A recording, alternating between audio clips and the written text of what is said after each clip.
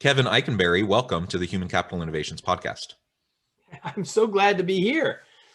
Yeah, I'm excited to have a nice conversation with you today. We're going to be focusing on the roles of leadership and working effectively within a team, all within a remote or hybrid organization. And we've all been living in this world where, because of the pandemic, people had to adopt new technologies and kind of pivot on a dime in order to continue to function and to stay open. So many people have been working remotely for the past 14 months or so.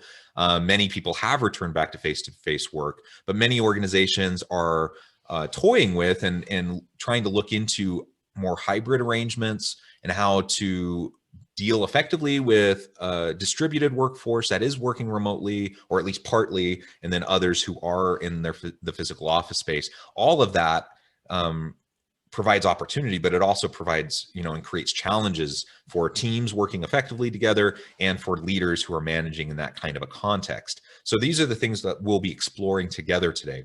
As we get started, I wanted to share Kevin's bio with everybody. Kevin Eikenberry is a world-renowned leadership expert, a two-time best-selling author, speaker, consultant, trainer, coach, leader, learner, husband, and father, not necessarily in that order. Kevin is the chief potential officer, the Kevin Eikenberry Group, a leadership and learning consulting company that has been helping organizations, teams, and individuals reach their potential since 1993. Kevin's specialties include leadership teams and teamwork, organizational culture, facilitating change, organizational learning, and more.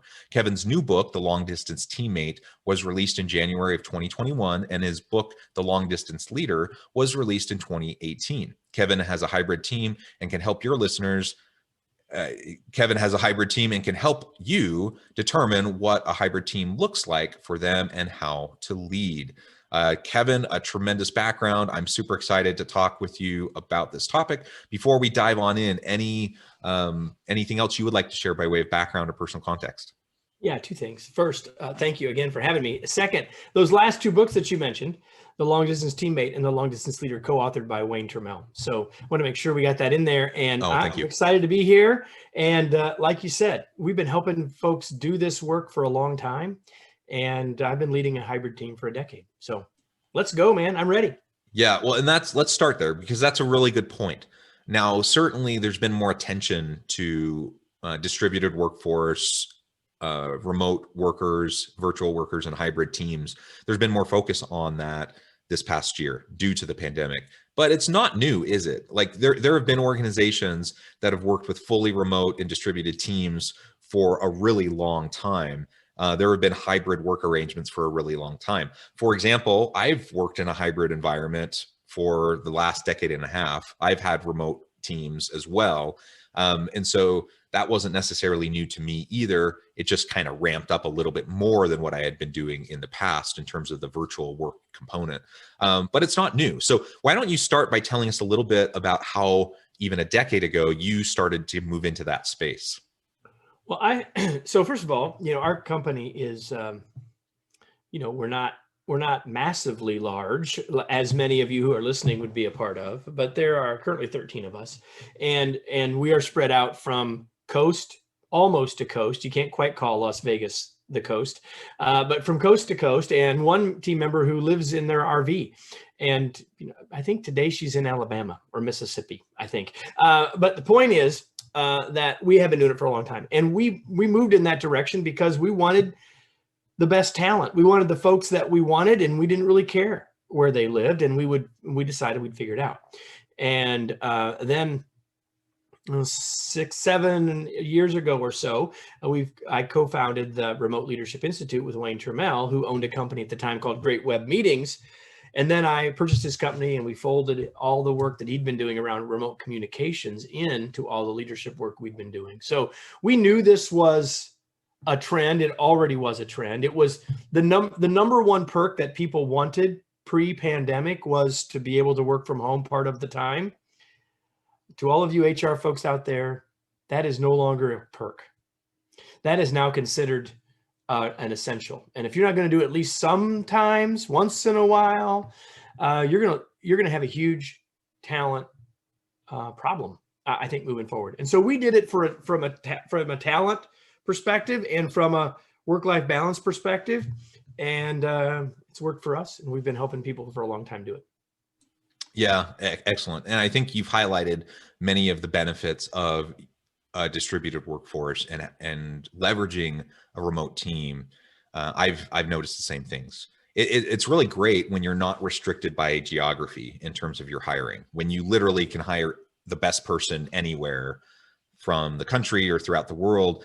The only constraint really being the time difference and just trying to coordinate when you have to have team meetings virtually or whatever. Otherwise, they literally can be anywhere. And I love that you have a team member who lives in an RV that travels around. That's actually a dream I have. Someday I want to just be a nomad and just travel all over the place and work remotely completely. But I have 6 kids and they're all in school. So that's not going to happen today, but maybe. Well, you just need a very large RV, Jonathan. So I can connect you with Angie at any time and you can have that conversation. But here's how what worked. She came to me. She and her husband had bought an RV a year or so before that and started using it and doing this and that. And then she told me they were going to buy a different one. And I thought, great, awesome for you. And then she came to me and said, in like September, and said, in September of 19, and said, Mike's going to quit his job and we're going to go on the road working from the RV. I've already thought of these questions: time zone, broadband, blah, blah, blah. I'm assuming that's going to be okay, right? I mean, so she didn't even really, I mean, she really begged forgiveness more than asked for permission. But on the other hand, if, you wrote a book called The Long Distance Leader, pretty hard to say no. And it's worked out just great. And it's given me a great story to tell. But I want to go back to something else you said earlier. Being able to cast the wider talent net is great. It's also a bit daunting. So there's pluses and minuses when we're in acquisition mode, right? But I'll say this to organizations out there, and that is that here's the other big thing about this. You've got lots of folks who you've lost in the past because their spouse took a job in another state. You don't have to lose them now, right? Your folks, it's not just who we can get up front, although you're exactly right, Jonathan. It's also who we can keep, because where they choose to live shouldn't matter very much. That's a really good point. Or at all. Yeah, that's a really, really good point. And, so much of the flow of life, there's just different life stages. And when you're a person, maybe you're hired out of college, you're learning, you're growing within the organization. If you're of value to that organization, chances are you're only going to stick around in that job for a couple years. And especially millennials, Gen Z workers, they are known for jumping organizations. There's multiple reasons for that, but a big reason for that is simply because they don't want to be tied down. They don't want to be locked into one place. And so, they do want career mobility. They want the ability and the opportunities to move up and advance. And that sometimes necessitates moving organizations. But there's just also the ebbs and flows of work life and life stage. And, are you settling down because you got kids who are in school, or are you, are you single and carefree and just wanting to go explore the world? Like all these things, they don't need to be a constraint on your ability to hire and retain really great people. If they're of value to your organization, then by all means, give them some flexibility and keep them. And they'll even be more grateful to you for that flexibility. It becomes a huge, huge benefit. There's been lots of studies on this. People are willing, not that we should try to get away with paying people as little as possible, but people are willing to take quite a bit less pay when they have more autonomy, more flexibility, and when they have the opportunity to work remotely, at least to some extent. 2 points there. One is for those of you that are closer to my age than Jonathan's age, and you're saying, oh, well, but those millennials and Gen Zers, whatever, by 2025, 64% of the workforce.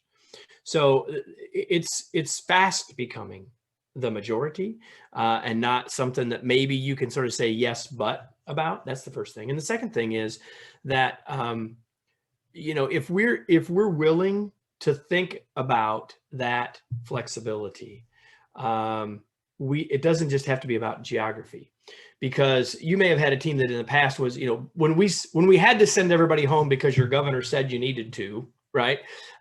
Everyone was in the same zip code, let's just say. But in the future, they might be in a different area code.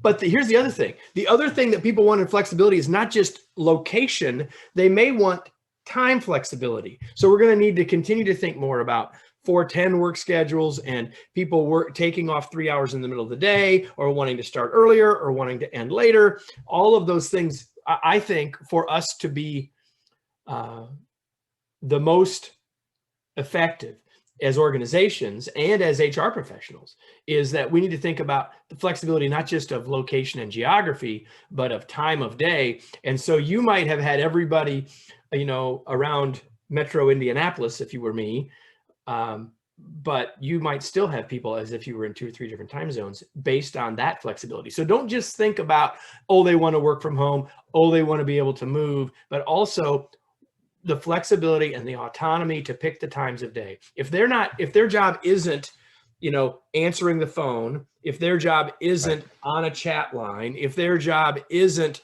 managing the social media or from around the world, then quite honestly, time of day ought to be on the table. We ought to at least be looking at it. I don't know, Jonathan, I don't know what your specific work scenario is, but I'd say we need to look at that carefully about the options that we can provide to people there too as well.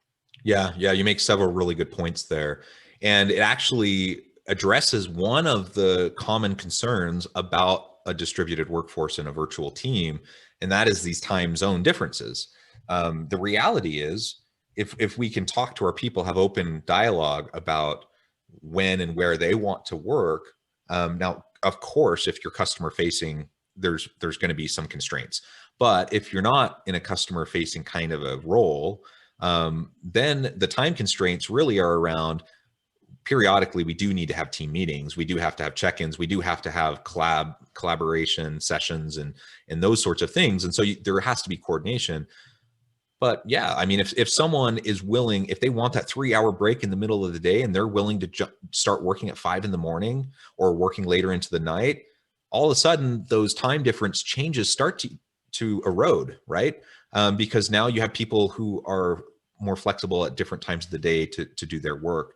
And if the organization leadership isn't expecting someone to jump on a 5 a.m. call and then work through 8 p.m. at night, then it can work out. Yeah, it looks like you wanted to respond to that. Yeah, I've got a couple of thoughts about that. First of all, there is the systemic nature of the fact that people are in different time zones or are now working a different schedule, right? So we're going to have to figure out, or you're going to have to figure out how you're going to manage the meetings, right? The synchronous components of that. And my biggest piece of advice there would be to share the load, right? Don't always pick the same time of day. Sometimes so I have meetings sometimes with Wayne, my co-author and co-founder of the Remote Leadership Institute, who's in Las Vegas now, was in Chicago when we started working together. But sometimes we'll have meetings early in the morning for him. Sometimes we'll have meetings in the evening for me. And so it's just about sort of sharing the opportunities to work at slightly different times as needed. Or, hey, if we're going to have a team meeting once a week or once every other week, then maybe everyone needs to coalesce around a certain time for that. But the other thing that I think that leaders need to get their heads wrapped around the distributed times is that too many leaders are still focusing on activity and not on accomplishment. Absolutely. Not about what's someone doing right now. The question is, are they getting their work done? Our world is too much focused on activity, busy, the myth of multitasking and all of that stuff, when the reality is the work getting done? And if it's not, then we have a performance or a expectation conversation. And if you're not having those, shame on you all. But it's not about busy. It's not about activity. It's about accomplishment. And if we get that clear for us and with our folks, we'll help them be more successful. And we'll start to help to deal with the challenges of work-life balance that are really, really blurry right now. Yeah. Well, amen to that. I mean, that You is got one of 6 kids, so that I don't is even one. know how to talk to you about that, buddy. Yeah. I mean, it is one of my pet peeves. And there is perhaps sometimes a bit of a generational difference in kind of the attitudes around, you know, time of day, traditional kind of an 8 to 5, 8 to 6 kind of a work day, butts and seats, FaceTime in the office, like all those kinds of discussions. And there's some merit to some of that. But on the other hand, like I'm, I know when I'm most productive. I know when I have to juggle a lot of different things. And, ultimately what matters is that I produce, that I create the results that I'm expected to produce, right? And if I'm doing that or surpassing those expectations, then who cares? Who cares how much time I'm spending on particular tasks? Who cares when I perform those tasks? As long as I'm working well with other team members, I'm producing. And I think that is a mindset shift for a lot of people. I'm a university professor and I do the consulting work, but at the university, I find that there's really kind of an old school mentality that even though professors tend to have a lot of flexibility, there's this idea that you need to have appropriate amounts of face time. Like you need to be in the office. You need not just office hours, but like if someone's just randomly walking down the hall and they don't see you sitting in your office, then there's something wrong and you're clearly not doing your job. That's a silly notion, but that's a notion that continues. And I'm hoping that this kind of I hope the pandemic and the push towards more virtual and remote work has caused a bit of a reset on that, challenging the assumptions that people have had around those sorts of ideas about butts and seats, FaceTime, and those sorts of things. So, amen to what you just said. So I just want to put one asterisk on what you just said. And yes, really, to all of that. And I also hope that this will cure some folks of the butts and seats, are you at work? What are you doing right now thing, worrying about whether they're eating bonbons or checking their, doing their laundry or whatever. I hope that this will solve some of that. I am generally an extraordinarily positive person. But I work with lots of leaders, and I think there's some that just can't wait to get back. And so I do think we will have shifted that, but we haven't obliterated it. That's the first thing I'll say. And the second thing I'll say is this: I agree with everything that you were saying about, as long as I'm getting my work done, as long as I'm doing all that. There's a point though that we got to make sure we're clear on. And I know that I'm sure you will agree with me, but taken to the nth degree, what you said is a potential problem. And here's the thing. Sort of two parts. The first part is, if you ask people, and I've done this in the last several months a lot, ask people, so what do you do for a living? And I occasionally get, well, I work from home. In 2019 or 2018, when I asked people what they did for a living, I don't ever remember hearing I worked in an office. Here's the thing.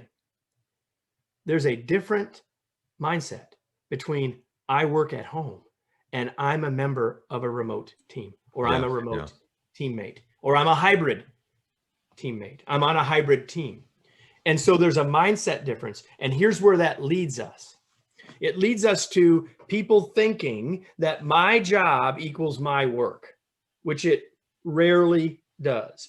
Your job equals your work plus teamwork, the team's work, the interaction with others. So while Jonathan, I agree with you 100%, as long as there's clear expectations between you and your boss about not just the what of the work, but the how of the work. Like who needs to be involved, and is your work more than just your task list, but also interacting with others and all of that other stuff. You're nodding your head, you agree with me, but taken to the nth degree, what you said alone could lead to this very insular, individual silo focus that we've also got to be very aware of in this. Yeah, well, that's a great point. Thank you for adding that context, because I do agree with you. We don't want siloed approaches. We want integration. We want people working together in teams. There are aspects of our jobs that we do independently, but there are lots. I mean, most jobs have aspects where you have to be able to work cooperatively and collaboratively with other people. And absolutely, to your point, a danger, if you take what I had first said to the nth degree, is that you now have a distributed team that's essentially not a team. It's just a bunch of independent contractors that are all working for the organization. And I suppose in certain scenarios, maybe that works out fine. But most of the time when we're talking about distributed teams, we're talking about actual teams, actual groups of people that come together to produce products and services to add value to the market, not individual contractors, right? Well, yeah. So like there's two kinds of teams, and we all like to think about the one kind, the interdependent team, right? Which is the basketball team, the soccer team, the hockey team, where everyone, except for maybe a goalie, everyone has to be able to do all the stuff. Some people are better at some things, but there's a whole lot more interdependence. The other sort of independent contractor mode is like, a wrestling team. We're all in the same thing, but we're all literally doing our own very specific thing. Wrestling team, track and field team, right? And that's not what most of us want or need. And we've moved there unknowingly in many cases in the last year plus in the pandemic, as people, because the psychology of looking at the same four walls every day and not leaving those, and oh, by the way, they're just down the hall from where you sleep, right? Or maybe in the same room as where you sleep. But when you're looking at those same four walls, then the work very quickly becomes what I have to do today, and not I'm a part of something bigger, doing something more meaningful than just my list. Yeah. Great clarification. So I think, as we approach the end of our time together today, perhaps, do you have some tips for listeners who are leading, and trying to deal with the complexity of remote or hybrid teams? A few tips on what they can be doing to manage that kind of a team a little bit more effectively. Yeah, the first thing I would say is don't forget everything you already knew about leadership, like from a year, before a year ago. So we said in the long distance leader that think leadership first, location second. So in other words, don't forget what you already knew. But what the location part, the nuances, let me give you two or three things real quickly. The first one is everything must be more intentional. If you're going to move into a hybrid world, or have already moved there, and that can look very different depending on what your scenario is. Are you interacting with the same people, but others are seldom there? You may actually have more trouble than you had when everyone was remote. So we have to be more intentional about when we communicate, how we communicate, what tools we use to communicate, building trust and relationships, and we could go on and on. Everything must be more intentional. Second thing I would say is that we have to stay connected with our folks, not just on their work, but on their thoughts and feelings. Do you know how your folks are really doing? Are you ever talking about more than just the work and the weather? If you're just transacting business and not having interactions, if it hasn't already caused you problems somewhere that you're not connecting to this, it will. So be more intentional, be more empathetic and interactive. We'll hook those two things together. And then the last thing I would say is that whether they can see you or not, you're still a role model. So if you want, Gandhi told us, be the change you want to see in the world. And so they're watching you, even if it's on Zoom. They're watching you, even if it's in the Teams channel or the Slack channel. And so know that everything you do matters in terms of moving people in the direction that you want them to be moving to create the results that you want to create. Perfect, Kevin. And I agree with all those points. I think too often we talk about this being this new situation, when in reality, much of leadership, those lessons that we've learned throughout our careers, they're the same. It's just a slightly different context. And that applies anytime we move organizations or industries or sectors, right? There's always new context. And so let's not forget what we already know. Let's listen to our people. Let's communicate effectively. Let's be deliberate in how we communicate with them. And if we do those things, I think we'll be able to learn within the new context what's going to work for our people. Well, Kevin, it has been a real pleasure talking with you today. Before we close, I did want to give you a chance to share with listeners how they can get connected with you, find out more about your business as well as your books, and then give us a final word on the topic. So I'll give people 3 places they can go. First of all, thanks for talking about the new book, The Long Distance Teammate. You can learn more by going to longdistanceteammate.com and even get a sample chapter there. You can always reach out to me on LinkedIn and follow me there. I'm a LinkedIn instructor and pretty active there. So if there's anything I can do to help, just reach out there and say, hey, I heard you with Jonathan, and I'd love to ask a question or be connected with you. I'd love to have you do that. And lastly, we're just about ready to release a brand new website called thefutureofwork.biz, which is going to be all about resources to help us all in this next few months, in this, what I'm calling a moment that matters far more than most realize, about how it's going to change our businesses, change our teams, and all of that. So I'll leave you with this final word, along with thanks. I'll leave you with, take some action on what you heard today, whether it's something Jonathan said or I said. If you don't take some action, you're not going to get more effective. You're not going to be more confident. You're not going to be more comfortable, and neither will your team.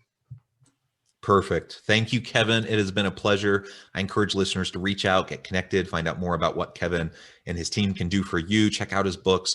And as always, I hope everyone can stay healthy and safe, that you can find meaning and purpose at work each and every day. And I hope you all have a great week.